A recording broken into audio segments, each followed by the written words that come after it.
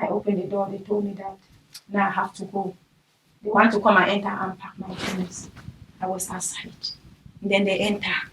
And then they are packing my things. They carry 2 boxes here. And then they take this back. And then I was only with this dress. I didn't have this one. And I didn't have this one. I didn't have shoe. I was have just socks. Those socks, they leave it in the airport. They remove it there. The one they remove, they throw. Then they put me this one. They put me this one. Then after that, they carry me out. I was outside here. They handcuffed my hands. They handcuffed my hand. They was going to put me. They handcuffed my hands. Then they handcuffed my legs. Then they tied me from this place. And then they carry me. Yeah, without this thing that they used to tie people.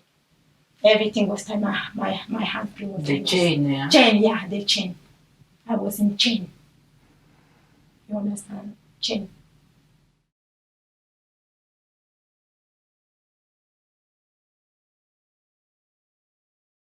How can 5 police will hold a woman, a small girl like me? They carry me. I was only crying. They removed my things. My dresses was there. My 2 boxes of dresses was there. Then another policeman was talking that now you're going to Cameroon. Your time is over. Then we reached now from the airport. I think we reached from the airport around, let me see, around to getting 3:30 like that. I think so. It was in Tege Airport. I think something, yeah. I think something like that because I was not still in my sense. And we get assigned now. Then they come now they call the police from the airport. The police from the airport, they come and carry me. The way that was carrying me, they carry me. Were they asking you anything in the car as you were going to the airport? They was asking me, they was laughing. The way that we was going, they was talking in their language and they was laughing at me and said, your time now reached, you're going out to your country, you no more stay here again. They was talking something to their language, they was laughing. So I couldn't understand too much. I couldn't understand what but you could get a little bit of what they were saying. Yeah, but I get a little bit something. They bring me now from the airport, then they remove me from the car. Police, they remove me from the car. Then they come and hold me because I was with chain. They chain me and my hand and everything. They chain me, they come and carry me. They go and put me in the first room. That the first time when they bring me from the deportation, then when I went, I do this thing, they go and put me in that room. When they put me there, they call police, a lot of police in the airport. Police too, they are working in the airport, they are not nice. They have very bad heart. They can kill somebody. They can really kill somebody. What that I've gone through in those police, their hand. I don't respect police and I don't afraid of any police. I don't fear them. This police that came to join from the airport, yeah. How many were they? That because there were 5 from Hennigsdorf? I think it was 7 because they joined together. The one that they come and leave me from Hennigsdorf, there was not more there. They bring me right from that room. That day I come, they put me there. They bring me right from that room. I was blood in my hands here. I was having wound everywhere in my hands here. Then the doctor, that they say I'm going to travel with her. She looked my hand, they saw that there is blood and there is big wound. Another police said that they should take me from the hospital. That doctor said... This police saying to go to the hospital, is this the one from Hennigsdorf? No, from the airport. From the airport. Mm. And then the doctor said, no, the place is not too bad. They can just wash it here and put medicine and bandage my hand. And then after that, they wash my hand. They put medicine. The way they was washing my hand, then they was talking me excuse. They are sorry for what they have done. Then I was telling them question. Then no, the way that you people maltreat me, I don't understand. How are you feeling in this change of time when the same people who are so mean to you are now pretending and apologizing? What were you feeling in this time? I cannot feel something because the way that they maltreat me, I didn't like it. I didn't even want to hear what they are saying. I didn't want to because I don't respect them. I don't afraid from them and I don't do anything from them because they did not respect me. A small woman like me, they treat me like that. They treat me like that because they do with me. I was even bleeding. My clothes was blood. I saw you both saw that dress. I was already this thing. Then they bring it now. They put another dress that they remove in my box. They put one trouser in me to cover the blood there, the other dresses, and then another one up there should cover me. Then I asked them that where are my 2 boxes of dresses? My dresses was there, 2 boxes of dresses there. With my my document they are there. With my money there, 1,000 euros. Who supposed to go and bring my boxes for me? They give me something that I should go there and go and take my dress. I said, no, I cannot go there. I was with empty legs, with blood in my body. You have taken off their chains, they have bandaged you, and then they give you a paper, you go for your boxes. That I should go for my boxes to go and get them there. But they have already bring me another small bag. Then I say, I couldn't go there because you are the people who bring this one for me. You people should go and take another one and bring for me. It's not normal. It's not normal. Then I stayed there. I was working in the airport with empty legs. I was crying. I was crying. In the morning, without shoes, with those dirty dresses with blood there. Was it cold? It was very cold because I was in empty foot. Nothing was there, no socks, nothing. No sweater. Then I was working, I was crying. You know what's so bad about deportation? It finds you alone. Even when you're surrounded by different people in the Heim, it's you that it finds. You know, it's you that they come to you. But why don't you think people in the Heim were not willing to do something about it? Do you think maybe they were afraid, or they didn't know what to do, or it was... Why do you think they did not want to come to your help? I can understand, because if I can see my sister, which is outside, she's crying for that problem. Then I saw that this is my sister that is going from deportation. Then all of us, we are assigned, then we cannot help each other. So I can really understand. We African, so it's very difficult. It's only Yannick that will cry that they should leave me. One person cannot do something, but nobody cry, just one person. Do you think maybe they were afraid because it's the police? I think so. I don't know. That they thought maybe if they come to help you, or there is something. They will be. I don't know.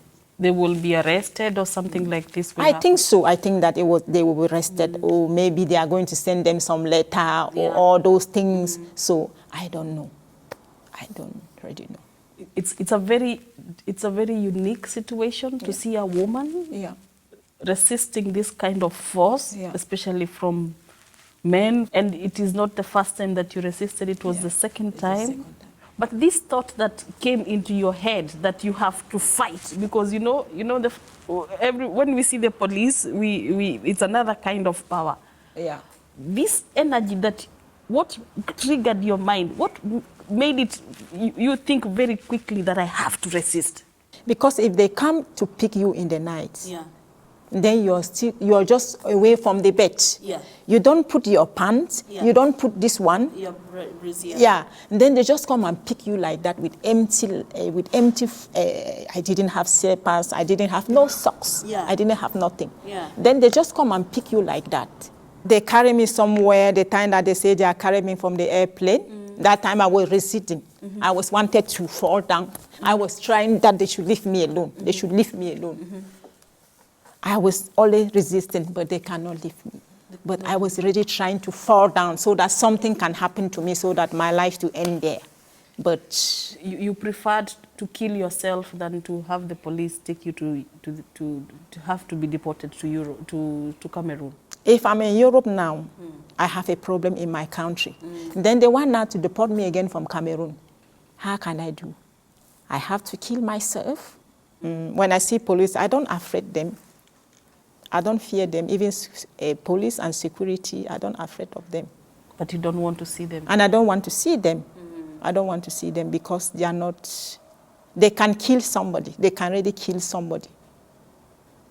If you went to the deportation, you cannot be this thing, then they can kill you there. Deportation is just like die. You can go, you can die there. Yeah, it's to kill somebody. You can go there, and then after they will say Doris, they don't see Doris again.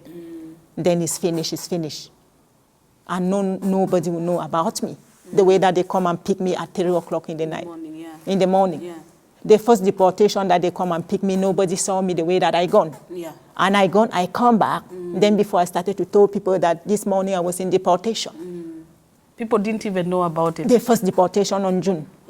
Yeah, people didn't know. They just saw me the way that I come. Then I was talking to them that I was in deportation this morning and I come back. When they carried me, when I went there, I removed my dresses. I was naked from the first deportation. Yeah. I was already in naked. Then after I removed every dress, I was naked. Then after they carry me back, they still bring me back. Then the second hour was very, very, I didn't know that I would come out because the way that they treat me. When I come from the deportation, when I come back, I was even bleeding I bleed for almost 1 week. Yeah. Nobody know about this, but I was bleeding for almost 1 week. I bleed for 1 week. And you didn't even see a doctor about this, or you didn't? I didn't see a doctor about this because even my sense, I was not behaving like somebody. When I sit, I look my body, I cry. I say, how am I going through all these things because I didn't do something bad, but the way these people, they treat me, I didn't understand. After you came from the deportation, you went to the hospital because I went to the hospital. You had some depression. Yeah. But you were in the hospital because... I was in the hospital because they said you wanted to kill yourself. I wanted to kill, yeah. That was my problem there. And even I sit now, this thing is still in my hair. The mentality is in my hair. I've never leave it. Yeah. If they can try again to deport me, then I will show them something. Yeah, in front of them, but I will show them something because it's really too much. You will take your own life? Yeah, I will take my life only in front of them. That is what I wanted to do now. I'm waiting for them. They are planning me, and me too, I'm waiting for them too. If, for example, the way they treated you with all this violence, if you are not a black woman, if you are white, if you are German, do you think they would have treated you in this same manner? No, if I'm with German, they cannot treat me like this. If you think if you are a German, they cannot treat a German the same way. They cannot. They cannot. Because I saw that they like their people more than we blacks. Yeah. I think racism is very strong here, and the fact that even when you would want to speak about racism and you cannot confront it because the system says there is an anti-racist system that is working against racism, but you don't see how it functions, you know? Yes. When you go maybe to a train station, the way people will look at you, sometimes somebody comes, sits next to you, you sit next to somebody and the person wakes up and leaves your seat. Started to tie her face, they just look you like, oh, you don't know even to buy something, or you don't know even this street. Then you try to ask somebody that where you want to go somewhere. Somebody will say, oh, it shall be kind of tight. Yeah. You just stand like this, the way that they treat people, we don't understand because they are very racist. Yeah. One time I was with a friend in a flat who had asked to be brought for gas in the house.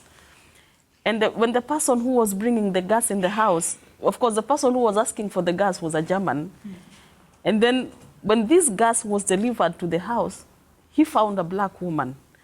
And the way he started explaining how to use the gas, you could clearly see, you know, he was really trying to be nice, but he was trying to explain, like it is the first time I am seeing gas, and explaining how dangerous it is if I don't use it in the right way, you know? And you can just see the way he's trying to play, you know, he's trying to behave like it's, he's being, he's concerned about my well-being, but it is very clear that you could see this person thinks I have never used gas in my life, you know.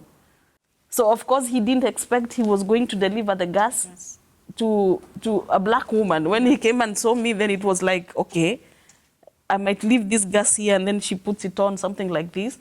Or a different situation is like when I was one time in a train station, and it was around 8 o'clock in the evening, and the train station was very full at Gesundbrunnen. And there was one man who was, I found he was just talking to people. He was uncontrollable. He was in this state of mind, I don't know. But the minute I walked in and there was a black woman, all the anger he had directing on other people, he started directing it on me. And I was looking at him and wondering, what am I supposed to do with this woman? So I went with this man. He was a man. So I went somewhere and sat down on the train station, and he continued, and he was speaking in German. You have to leave this country, and we don't want you here. But what was so surprising is that nobody was talking to this man. Nobody was telling him to stop. Nobody was telling him it is wrong, you know, which is even worse. Now I'm confronted by this man who is, I have never met before. Yeah. And I'm expecting maybe the people who are around will do something, you know. Yeah. And they were also very quiet. And then I realized if I don't do something for myself, it's not gonna stop. Yeah.